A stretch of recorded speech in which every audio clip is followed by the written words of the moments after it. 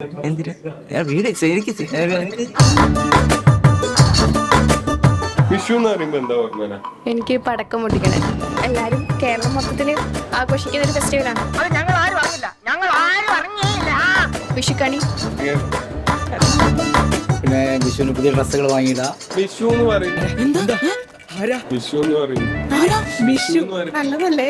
വളരെ നല്ലൊരു ഇതാണ്. വിഷു നമുക്ക് കൈനീട്ടം കിട്ടും, പിന്നെ നല്ല ഫുഡ് കിട്ടും, അടിപൊളിയാണല്ലോ. പടക്കം വിഷു എന്ന് പറയുമ്പോ സദ്യ, പിന്നെ കണിക്കൊന്ന് ബെസ്റ്റ് ഉത്തരത്തിനൊരു സമ്മാനമുണ്ട്. ഇതിന്റെയൊക്കെ കാശാരോടൊക്കെ ഈശ്വര.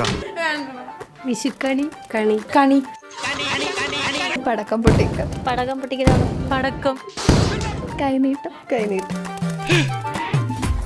കണിക്കൊന്ന കണി കാണുന്ന പടക്കം പൂവ് പടക്കം സദ്യ വിഷുക്കണി ഓർമ്മ വരൂ. ഷാരോദ ചക്കല്ലേ മേധ. വിഷു എന്ന് പറയുമ്പോൾ ആദ്യം വാങ്ങേണ്ടത് പടക്കാണ്. അതെ കൊന്നപ്പൂ, സദ്യ, കൃഷ്ണൻ, വിഷു കൈനീട്ടം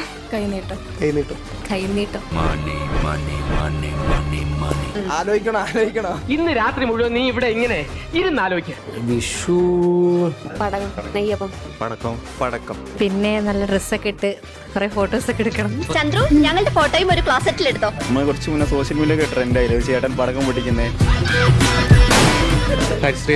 കൃഷ്ണൻ കണിക്കൊന്ന മത്താപ്പ് കമ്പിത്തിരി പൂത്തിരി. ഈ വിഷു എന്ന് കേൾക്കുമ്പോൾ മാഷിന് ആദ്യം ഓർമ്മ വരുന്ന ഒരു കാര്യം, എടാ വിഷു എന്ന് കേൾക്കുമ്പോൾ കുറേ കാര്യങ്ങൾ ഓർമ്മ വരും. എന്നാലും പെട്ടെന്ന് ഓർമ്മ വരുന്ന ഒരു കാര്യം സൈലത്തിന്റെ വിഷു ഓഫറാണ്.